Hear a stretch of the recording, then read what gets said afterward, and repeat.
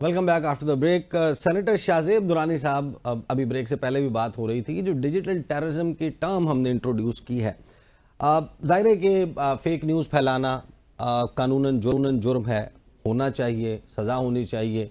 किसी के ऊपर बेसरोपा इल्ज़ामात लगाना, उसकी सज़ा होनी चाहिए, लेकिन उसको भी टेररिज्म का नाम देना, जब हम किसी क्राइम को ओवर एम्पलीफाई कर देते हैं, तो आपको नहीं लगता कि हम शायद बहुत एक स्टेप आगे जा रहे हैं? और इसका मुस्तकबिल में मुख्तलिफ सियासी जमातों को, क्योंकि माजी में मुस्लिम लीग नून जो है उसकी लीडरशिप और उसके वर्कर्स भी, जिनका सोशल मीडिया प्लेटफॉर्म्स पर जब उन पर दबाव था रियासत और हुकूमत की तरफ से, उनका रवैया भी कहीं ना कहीं मैच करता था। तो क्या टेररिज्म, इसको भी टेररिज्म कह देना दुरुस्त है? जी देखें, यहाँ पे हम दो चीज़ों को ज़रा मिक्स भी कर रहे हैं और हमें ज़रा उनको अंडरस्टैंड करने की भी ज़रूरत है। डिजिटल टेररिज्म जो है ना, वो एक ब्रॉड टर्म है, जो कि फॉर एग्जांपल अगर एक कहीं पे कोई टेररिस्ट एक्टिविटी होती है, अब वो टेररिस्ट एक्टिविटी जो कि मैं एक ब्रॉड टर्म में यूज़ कर रहा हूँ, मैं वायलेंट एक्टिविटीज़ को भी, क्योंकि कोई पीसफुल माइंड तो टेररिस्ट बन नहीं सकता, सीधी सी बात है। तो जो एक्टिविटी कहीं पे कोई टेररिस्ट एक्टिविटी होती है और उसमें अगर कुछ लोग शहीद होते हैं, जाँ भाग हो जाते हैं, तो वो तो एक लिमिटेड 8-10 कहीं पे जो एक्टिविटी उसके नतीजे में जो है ना वो अफेक्ट हुए। लेकिन वो एक्टिविटी जो कि उस टेररिस्ट माइंडसेट को, उस टेररिस्ट नैरेटिव को तकवीत देती है, ये सिर्फ लेकिन क्या फिजिकली गोला बारूद असलहे का इस्तेमाल करके डैमेज करना, उसको इक्वेट किया जा सकता है कि बिल्कुल ये उसी के बराबर है? अगर आप डिजिटल मीडिया पे, सोशल मीडिया पे तनकीद करते हैं किसी, देखिए तनकीद जब तक वो तामीरी तनकीद है, डिफरेंस नहीं, अगर तकरीबी तनकीद भी है, तो क्या वो टेररिज्म है या क्राइम है? वो बिल्कुल ही आप कैसे जो है ना वो एक event, terrorism is a crime, right? Terrorism is crime obviously.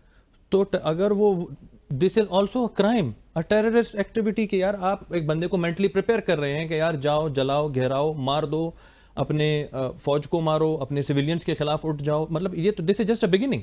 आज आप कह रहे हैं कि जी आप जाएं मिलिट्री इंस्टॉलेशंस पे आप हमला कर दें, कल आपने एक दीवार गिरा दी, परसों आप कहेंगे कि जी ये बंदा मुझे पसंद नहीं है, और आप एक मॉब जो है एक मॉब मेंटेलिटी, फैशिस्ट मेंटेलिटी है कि आप कहेंगे बंदा मुझे पसंद नहीं है, आप जाके मार दें। मैं आपको मैं बता देता हूँ मैं ये सवाल क्यों कर रहा हूँ।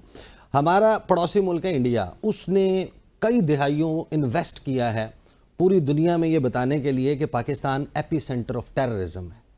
और जब रियासत पाकिस्तान और हुकूमत पाकिस्तान साबिक वज़राए आज़म पर, साबिक वज़रा पर एंटी टेररिस्ट एक्ट के मुकदमात कायम करती है, जब अपनी एक सियासी जमात के हवाले से, एक बड़ी सियासी जमात के हवाले से ये बात करती है, तो फिर पूरी दुनिया को आप जाकर ये सेटिस्फाई नहीं कर सकते। नहीं, ये वो वाली टेररिज्म नहीं है, ये वो क्राइम वाली टेररिज्म है। जो टेररिज्म की टर्म है, जिस तरीके से मुसलमानों के, पाकिस्तान के और हम जैसे ममालिक के ख़िलाफ़ 9/11 के बाद इस्तेमाल हुई है, इसकी इंटरनेशनल कॉनोटेशन बहुत भयानक है। क्या ये हम रियलाइज़ करते हैं? बिल्कुल हम करते हैं। देखें, लेकिन ये सिर्फ आपने खुद एक बात की जो कि बड़ी अच्छी बात है कि इंडिया ने इन्वेस्ट किया।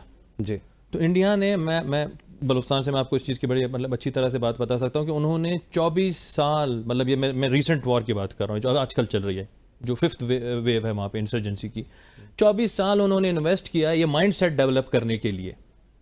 और जब उनका one of the famous commander उनका ये कहता है कि जी मैं I succeeded because I transferred this war to the next generation, तो वो माइंडसेट डेवलप कर रहे हैं। अच्छा, क्योंकि आज प्रोग्राम में जो है वो वक्त भी कलील है, आपके इत्तेहादी ऑन बोर्ड हैं पीटीआई के ऊपर पाबंदी लगाना फाइनल है?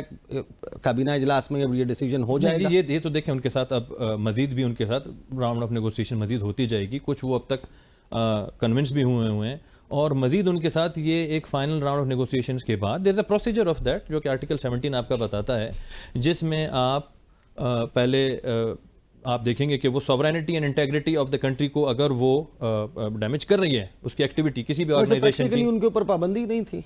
9 मई के बाद जो सूरत हाल जो तहरीक इंसाफ की रही है, वो पाबंदी ही होती है।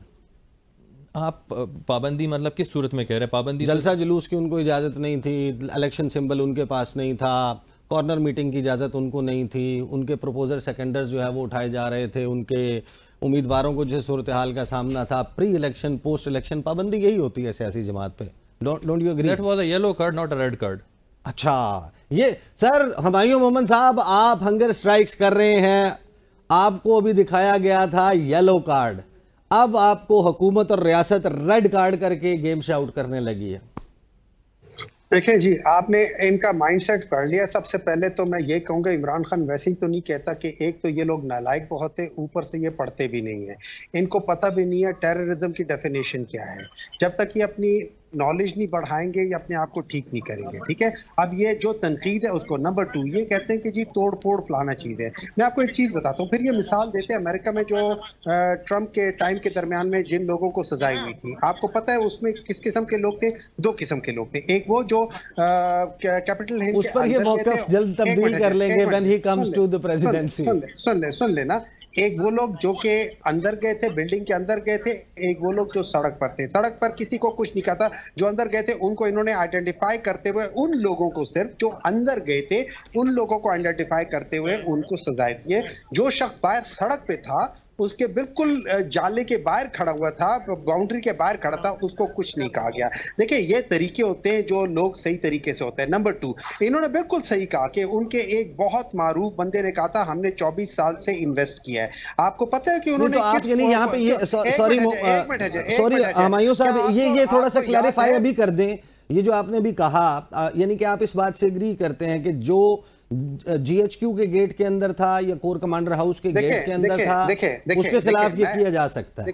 देखिए, मैंने क्या, इमरान खान ने खुद कहा हुआ है, जिनके ऊपर आपका प्रूफ होता है कि उन्होंने जलाओ गहराओ और तोड़ फोड़ की है, तो उन्होंने सबसे पहले तो पार्टी की वायलेशन की है। नंबर 2, उन्होंने इस मुल्क की वायलेशन की है। नंबर 3, उन्होंने ट्रस्ट पासिंग की है। ये हर लिहाज से गलत इकदाम है, लेकिन it is still not a terrorism.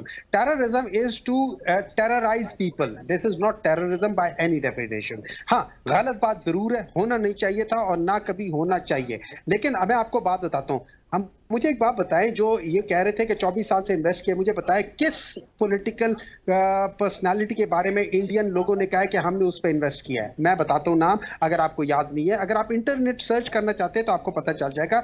वो है मियां मोहम्मद नवाज शरीफ, जिसपे उन्होंने कहा था हमने इन पे इन्वेस्ट किया हुआ है, इतने अरसे से इन्वेस्ट किया हुआ है। और वो किया है, उसका तरीका क्या है? उन्होंने 2 तरीके से किया है। एक तो फाइनेंशियली पाकिस्तान को, जो असल टेररिज्म है वो तो फाइनेंशियल टेररिज्म है। ठीक है, अब मैं दूसरी बात कर देता हूँ। देखिए, जब हम इस तरीके से मुल्क चलाएंगे, और ये कल को ये एक बात बता देता हूँ, ये उसी तरह ही है कि अगर कोई अच्छा पाकिस्तानी बॉलर होगा जो इनकी विकेटें उड़ाएगा, ये कहेंगे यार ये तो टेररिस्ट है, इसको तो हटा दो। क्यों?